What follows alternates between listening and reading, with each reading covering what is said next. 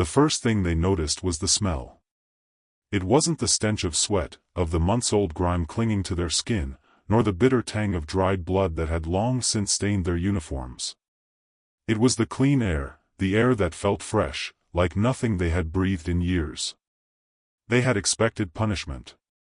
That was what war had taught them: when you were captured, you were meant to suffer. Starvation, humiliation, cruelty.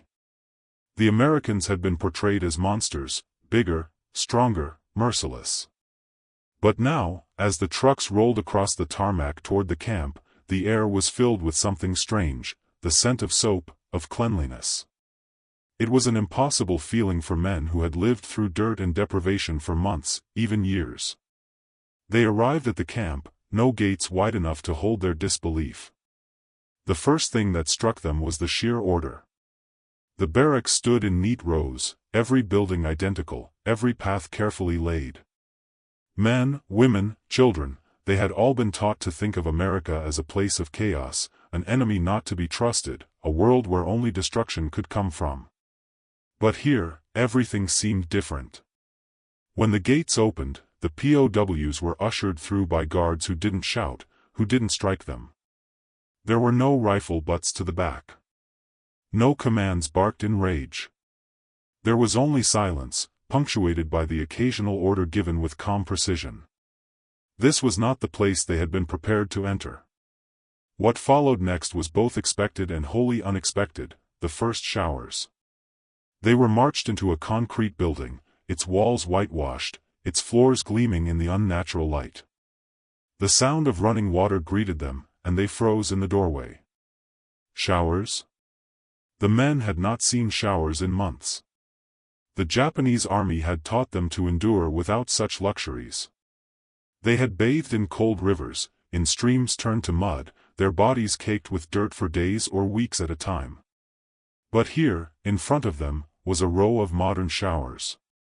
Clean, hot water pouring from shiny metal faucets, steam rising from the tiled floor, and behind it all, the soft echo of more water flowing in endless supply. Some hesitated. They had been taught not to trust the enemy. This, too, could be a trick. A cruel game designed to humiliate. They had been starving, weakened, and now were to stand in front of their captors, naked, vulnerable. Would it be a humiliation they would never forget? Was the enemy watching, waiting to strip away their dignity? One by one, they entered, unsure how to use the foreign faucets.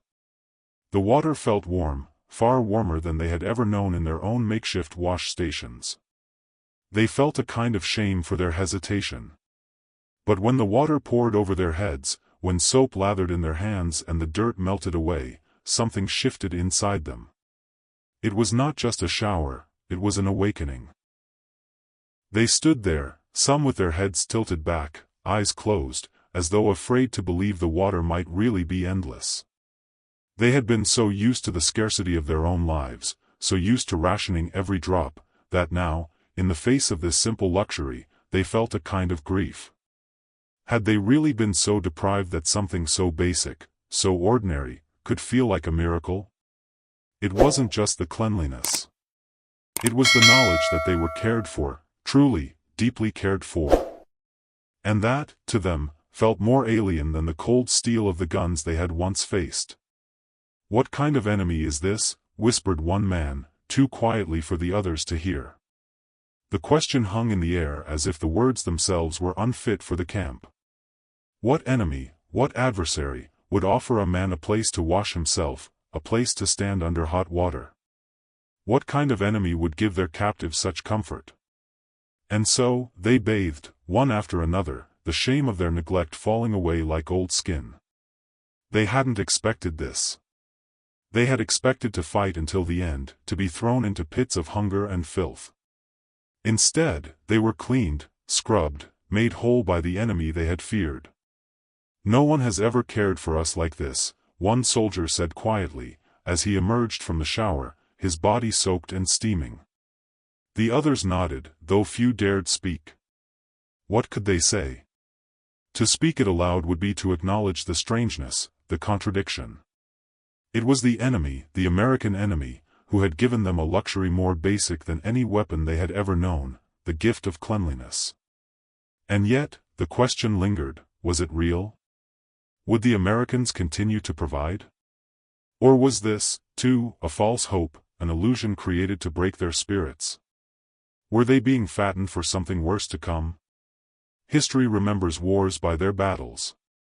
By tanks, guns, and planes. But here, in the quiet of this camp, the real victory was not fought with weapons. It was fought with water, soap, and warmth. And that was something the prisoners could never have imagined from their own homeland's army. The hesitation was palpable. They had been marched to the showers, their bodies stiff, still unsure of what awaited them. The American guard stood idly by, watching as the prisoners shuffled in confusion toward the open doors of a building they had never expected to enter. Showers? Clean water? They had heard of such things but never imagined they would see them as captives. Each prisoner stood on the threshold, as if entering the unknown. The thought of stepping under warm, running water felt foreign. Showers had never been a part of their lives as soldiers. In the jungles, in the trenches, in camps overrun by rats and filth, the idea of bathing had long been dismissed as a luxury for the weak. To clean oneself had been a far-off dream, not a daily possibility. Yet here they were. As they walked inside, the heat of the room hit them first. The dampness, the steam rising from the tiles, the constant hum of water flowing from overhead taps, it was a sight and sound they had not known in years. Some stood frozen, eyes wide with disbelief, staring at the pipes, the walls, the glistening clean floor beneath their feet. The water spilled from silver faucets, clear, endless, warm. None of them moved at first. They stood in line, unsure of what to do, unsure of how to act. Some instinctively reached for the buttons of their uniforms to strip down, but others hesitated. Would it be shameful to wash under the eyes of their captors? Would the water suddenly turn cold, a cruel joke meant to humiliate them further? Their minds raced with questions, doubts planted deep by the wartime years of deprivation. One by one, the men began to step forward, slowly, as if testing the water for danger. Their fingers brushed the taps, and a few flinched when the warm water poured over their hands, washing away the grime and dirt they had carried for so long. The warmth was strange. The heat was a luxury. The water wasn't rationed, it wasn't something they had to fight for. It just flowed. They had been conditioned to suffer. They had been taught that their duty was to endure, to survive without complaint, without comfort. And now, with the water soaking their tired bodies, a quiet transformation began to take place. Some men stood under the flow, eyes closed, heads tilted back in a kind of disbelief. The water felt like it was cleansing more than just their skin, it was washing away the years of grime, the years of fear, the suffocating weight of war. But not all were ready to accept it. Some stood at the back, unable to step into the showers. They clung to their uniforms, unsure whether to undress, unsure whether the act of cleaning themselves would be an act of surrender. Their hesitation reflected a deeper struggle, not just with the concept of modern hygiene but with the humiliation of being treated like something other than a soldier. Could they allow themselves to be bathed by the enemy? Was this their defeat, a surrender of self-respect? A few still believed it might be a trick. Perhaps the water would stop abruptly. Perhaps it was poisoned, or worse, a way to disorient and weaken them. The conspiracy theories buzzed in the corners of the room, whispered like shadows, but they could not hide from the fact that the water was warm, the soap lathered, and the air smelled faintly of cleanliness. It was an enemy tactic, they thought. This gentleness was a psychological weapon designed to confuse their resolve. Yet as the minutes passed, the prisoners began to relax. Their hands worked over their faces, through their hair, scrubbing away the dirt that had been their constant companion. Some men allowed themselves the luxury of a full shower, rubbing soap into their bodies as though it was the last thing they would ever do.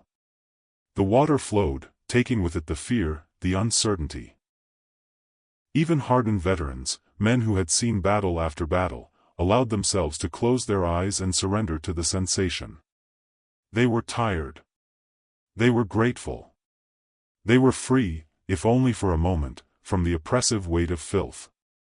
Still, others remained frozen. They could not believe it. The sheer idea of standing in the open, the fear of being seen, the feeling that somehow they had lost their dignity, it all clung to them like a second skin. But even they, in time, found themselves tentatively stepping under the shower's steady stream. The real shock, though, came not from the act of bathing itself, but from the realization that this was not a privilege. It was routine. The enemy treated them no differently than any other man on the battlefield. The American soldiers, who they had been taught to despise, had given them something as basic as water. It wasn't a trick. It wasn't part of a larger strategy to break them down. It was simple kindness. And that, more than anything, left them shaken. For the first time in months, they had felt like human beings again. For the first time in years, they had washed off the layers of propaganda, of violence, of survival instinct. And in the silence that followed, as men continued to bathe, a single, quiet question emerged: what kind of enemy is this? It wasn't just the water. The real shock came when they were handed small bars of soap. Cold to the touch, wrapped neatly in paper. Simple, unremarkable to any civilian, but to men who had lived without soap for months, it was a revelation. For weeks, they had used waterless methods to clean themselves, scraping dirt off with fingers, rubbing the soil out of their hair. Now, in the middle of enemy territory, they were being offered a bar of soap as if it was nothing more than routine. For the first time in their lives, they were being told it was okay to be clean. Soap. It wasn't a luxury. It was a tool, given freely, like everything else in this strange camp. It didn't fit the narrative they had been raised on. Hygiene, in their minds, had always been a sign of weakness, a product of decadence. Yet here, in captivity, the enemy was handing it out as though it were their birthright. Some of them still hesitated. They took the soap with reluctance, their hands brushing against it as though afraid it might slip through their fingers, too good to be true. The older soldiers, those who had lived through years of battle, shook their heads in disbelief. "This is wrong," one of them muttered, though none dared argue. It felt wrong because it didn't fit with what they had been taught about their captors. They were supposed to be monsters, after all, men who would treat them like animals. And yet here they were, standing in a camp where the enemy had given them soap, given them water, given them food.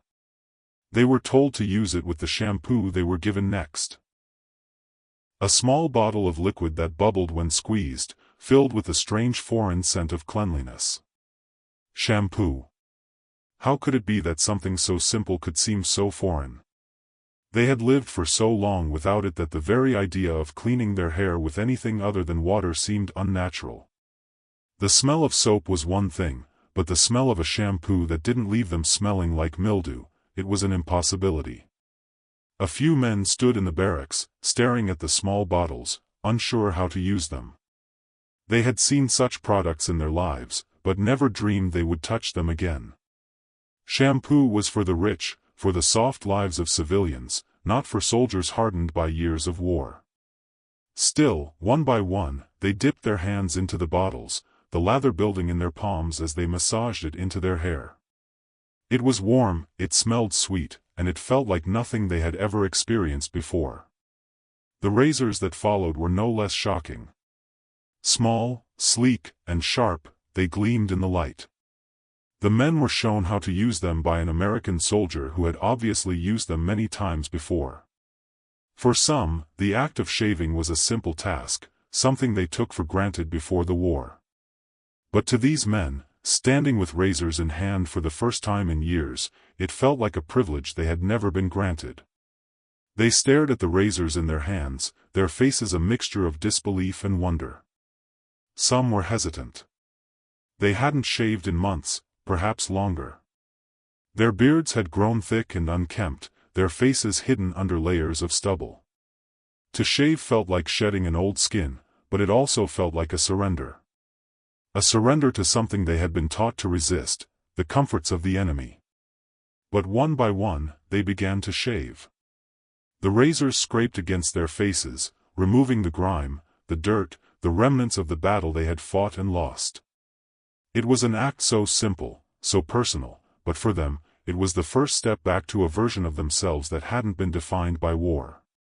And when it was over, when they stood before the mirrors, the few available in the camp, rare and strange as they were, they saw faces they had almost forgotten. The reflections were startling. Faces without the dust, without the grime, without the marks of battle. They saw men again. Not soldiers, not prisoners. Just men. The strange, unexpected gift of hygiene took root in their minds.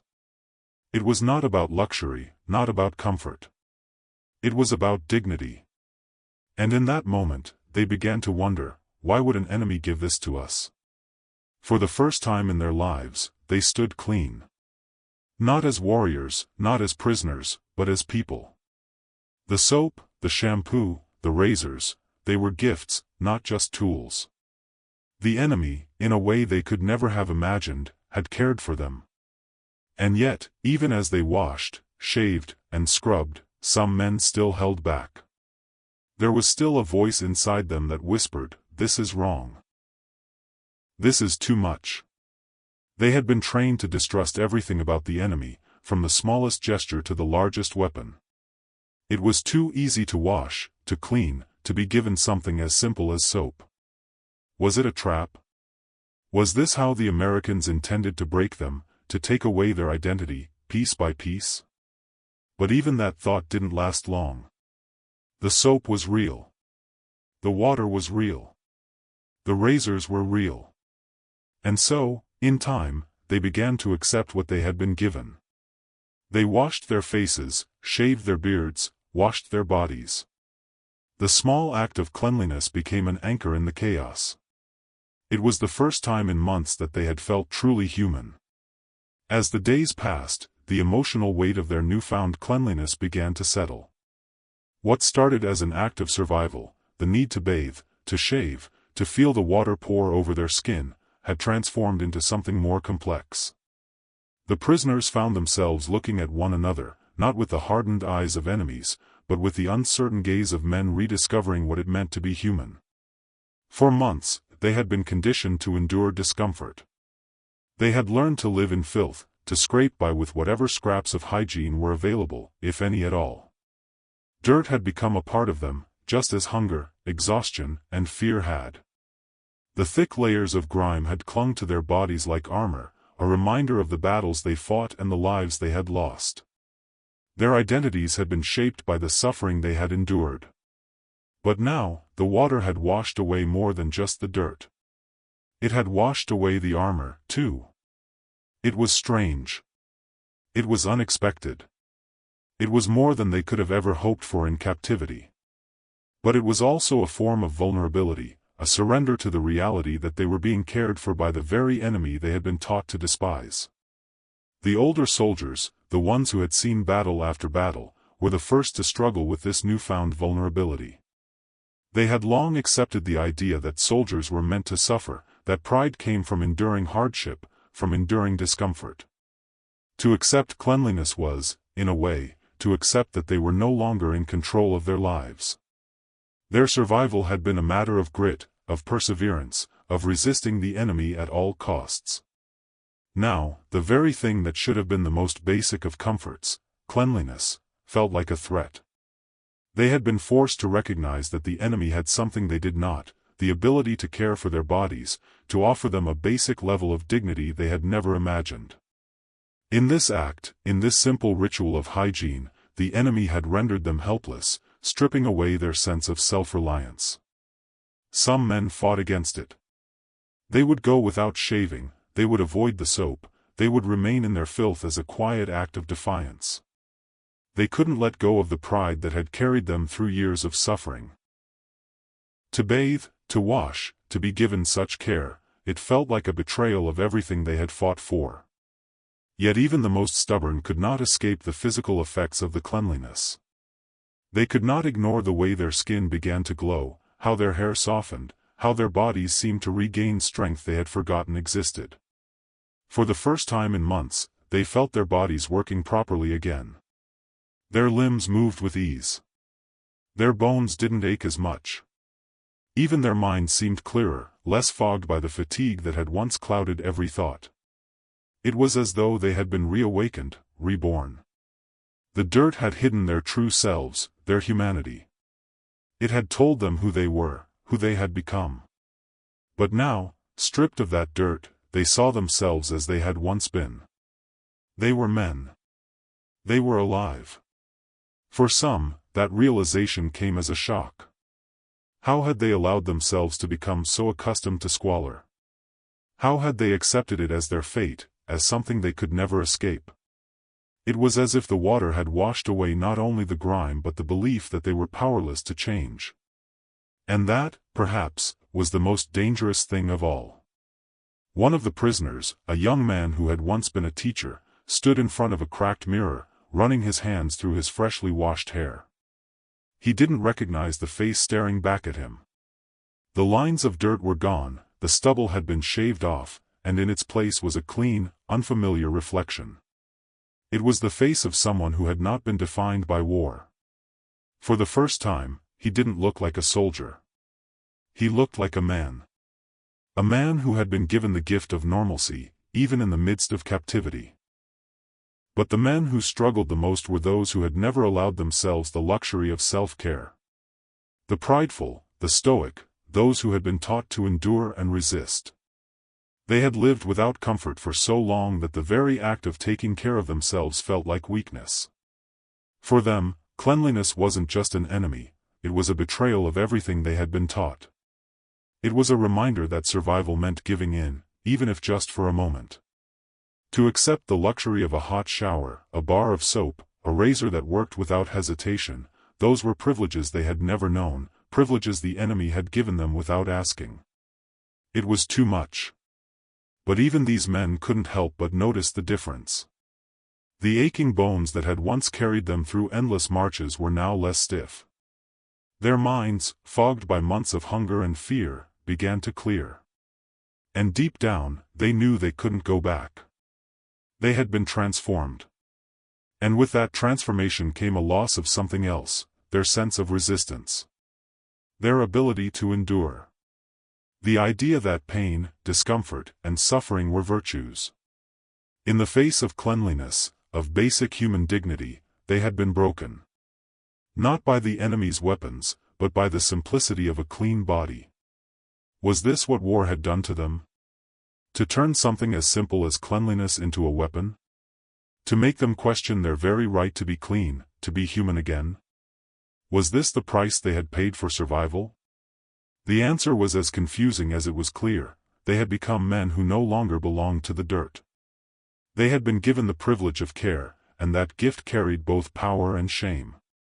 The simple act of bathing became a dividing line. Where the showers had once offered unity, they now sowed discord. Not all the prisoners were willing to embrace the luxury of hygiene. For some, cleanliness was a betrayal of everything they had been taught to believe.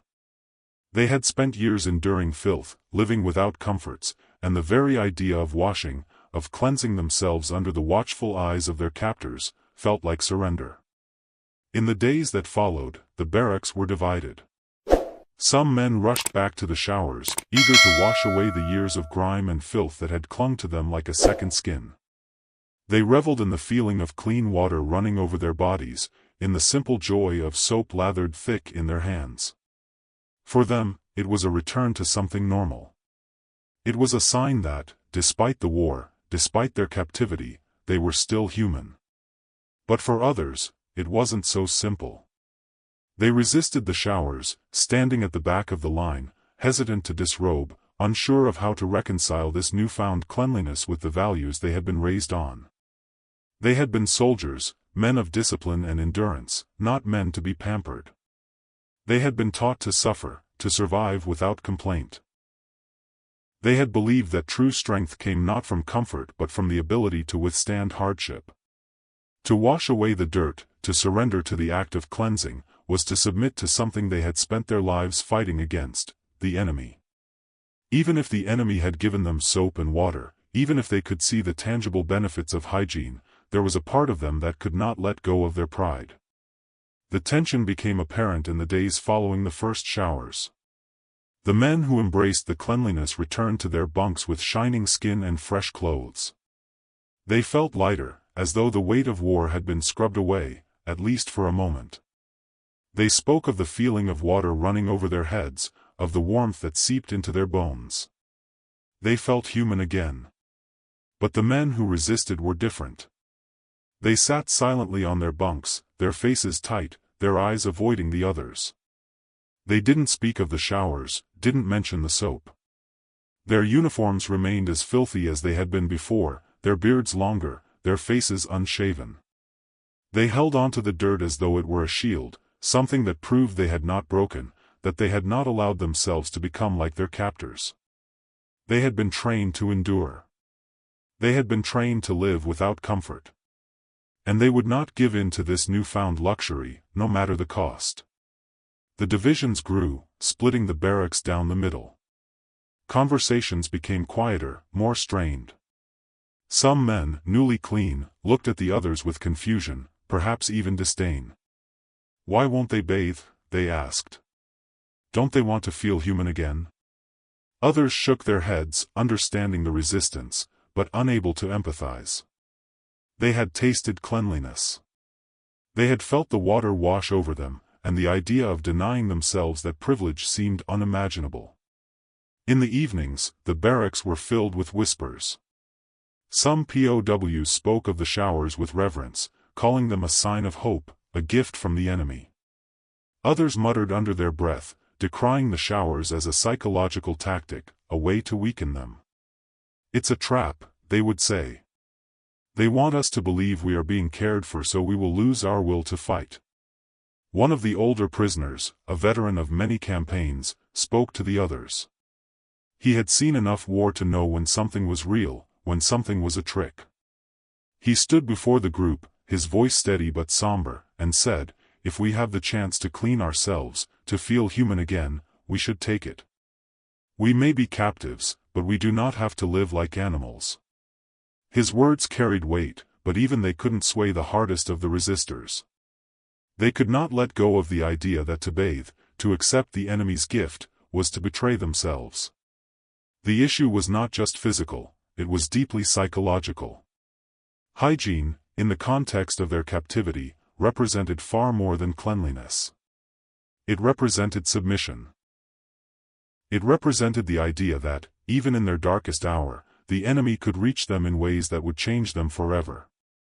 To submit to a hot shower, to rub soap into their skin, was to surrender to the enemy's power, to accept that they were not in control of their own fate.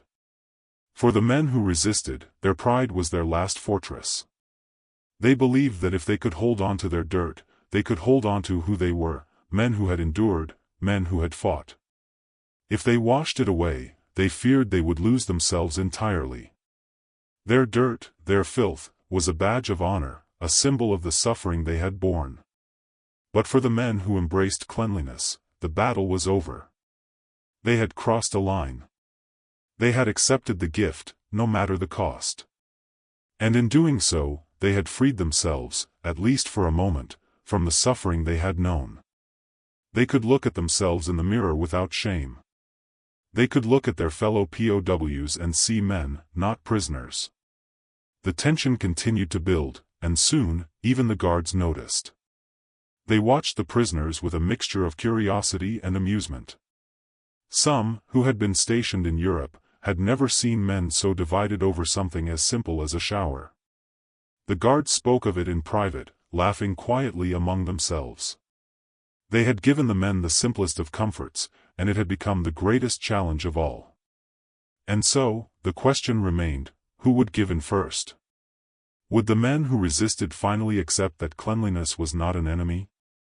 Would the men who embraced it continue to bask in the luxury of water and soap, or would they, too, begin to see the weight of their choices? The division ran deeper than soap and water. It was a battle of pride, of survival, of self-worth. It was a question of what it meant to be human again. As the weeks passed, the impact of the showers and hygiene supplies began to settle in. It was not just the immediate relief of clean water and soap that changed the prisoners. It was the long-term effects of what those simple acts of hygiene represented.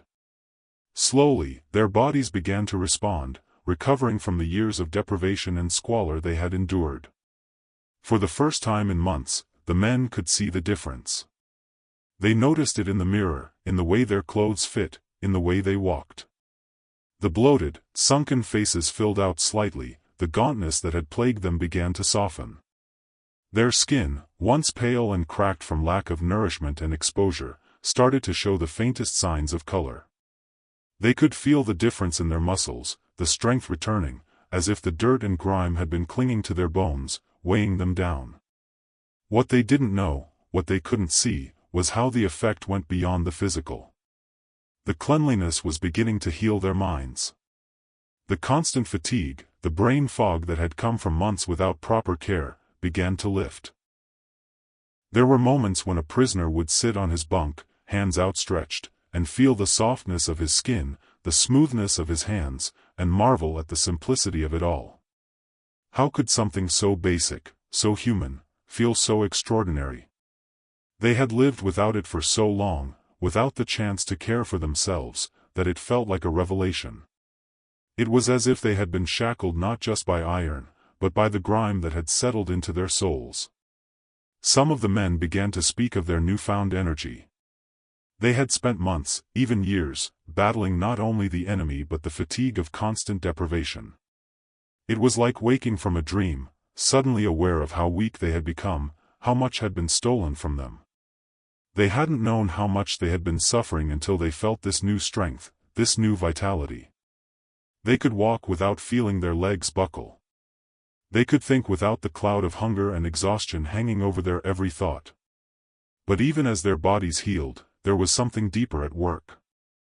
The act of washing, of caring for themselves, seemed to strip away the final layers of resistance. It was as if cleanliness was a kind of surrender.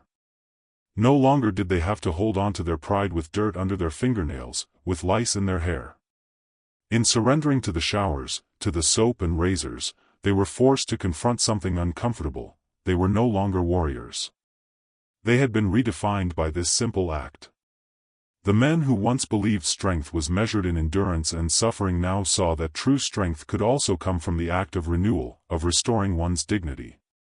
For some, it was more difficult than others. The older soldiers, the ones who had lived through the toughest battles, still clung to the idea that true strength came from enduring the harshest conditions. For them, hygiene was too much of a luxury. They continued to resist, refusing to bathe as often, refusing to shave. It was their way of holding on to the identity they had once known, the identity of men who had lived through war without softness. But even these men could not escape the physical effects. They still noticed their skin had begun to clear, their hair had started to grow back more quickly, their bones less stiff. No amount of resistance could change that. Still, the divisions were clear. Some POWs wore their cleanliness as a badge, a sign of their resilience in the face of captivity.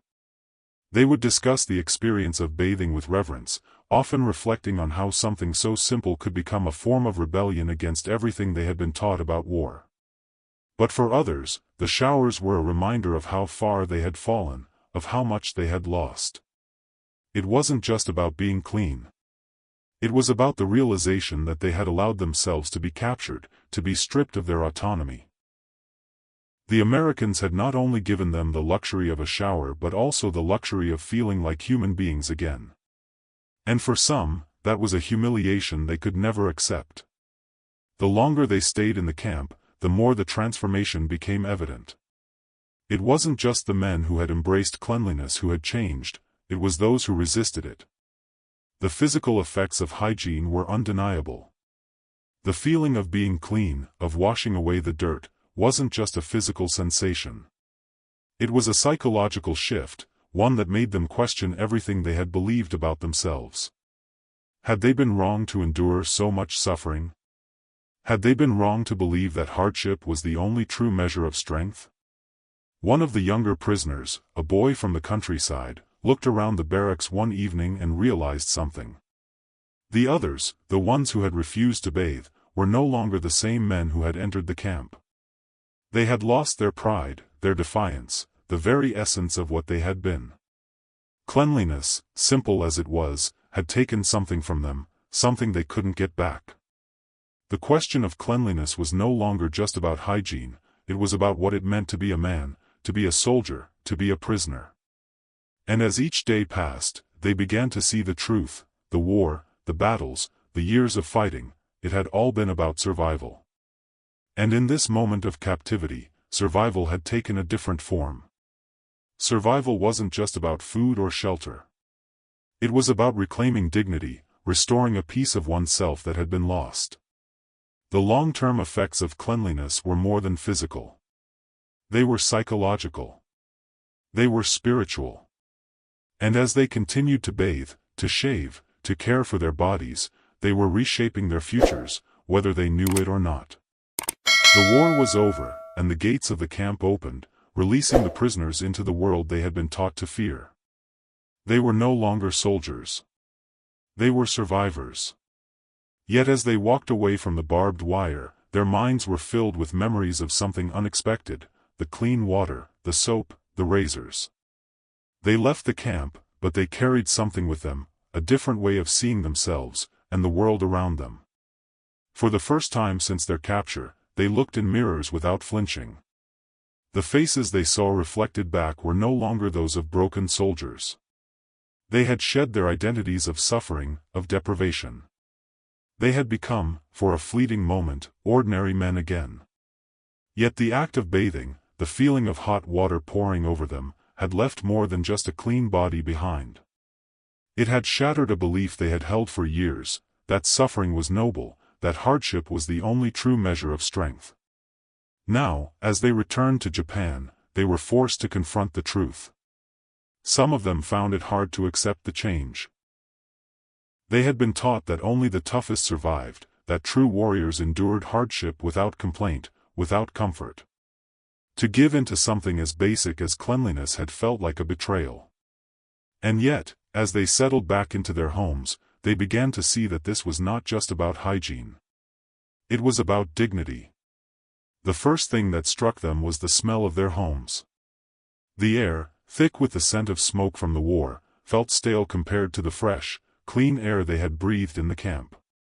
Their homes, once a place of refuge, now seemed cramped, dirty, and suffocating. They couldn't shake the feeling that something had shifted within them. And then, there was the reaction of their families. Wives, mothers, and children greeted them with open arms, but the prisoners were not the same men they had been before the war. Some were greeted with tears of joy. Others, however, found their families less than welcoming. The emotional scars of the war had not healed as quickly as the prisoners' bodies. The war had shaped them, and so had the luxury of cleanliness they had received in captivity. The men who had embraced cleanliness in the camp found themselves in conflict with their own families. How could they explain the feeling of water washing away the months of grime, of soap lathered into hair? Their wives, their mothers, had lived through the same deprivation and suffering. To speak of the showers, to speak of the cleanliness, was to remind them of the shame they had carried for so long. And yet, the POWs found themselves yearning for something that had once felt like a foreign luxury. They longed for the hot water, for the soap, for the feeling of cleanliness. Some tried to recreate it, building their own makeshift showers, trying to wash away the past, but it was never the same. The war had taken everything from them, but it had also given them something they could never forget, the feeling of being clean again. For those who had resisted cleanliness, the return to normal life was even more difficult. They had held on to their pride, their sense of endurance, their belief that suffering made them stronger. But now, as they washed in rivers or made do with cold water, they realized something had changed. They had carried the dirt of war with them, not just on their skin, but in their minds. The simple act of washing had become a reminder of how far they had fallen, how much they had lost. They struggled to let go of the old ways. The fear of appearing weak, of appearing like the enemy, lingered in their thoughts. Still, the lesson was undeniable. Hygiene had done more than change their bodies. It had changed how they saw themselves, how they saw their survival. The men who had embraced cleanliness spoke of it as a kind of redemption. The act of washing had been a moment of rebirth, of reclaiming their humanity. It was a subtle transformation, but one that had shaped them in ways they could not ignore. Years passed, and as the men who had been prisoners began to return to normal life, they found that the memories of the camp lingered. They spoke less of battle, less of the war. Instead, they spoke of the small things, the warmth of the showers, the comfort of soap, the simplicity of a razor gliding across their faces. It was the small luxuries they had never known in their own country, the things they had taken for granted before the war. Some of them kept the lessons learned in captivity close to their hearts. They washed more carefully. They took the time to groom themselves, to care for their bodies. The lessons of hygiene, the simple acts of self-care, had become a symbol of survival. They had lived through the worst of the war, and now they would live through the peace. But not all of them carried the lesson in the same way. Some returned to their old lives, their old habits. They had been taught to endure, to suffer, to never show weakness. And the memories of captivity, of washing under the watchful eyes of the enemy, faded into the background. They did not want to remember the showers. They wanted to remember the strength, the suffering, the resilience. In the end, the legacy of cleanliness remained with them all, but in different ways. For some, it was a symbol of peace, of the possibility of returning to humanity. For others, it was a reminder of the loss, of the surrender they had made when they let the enemy wash them clean.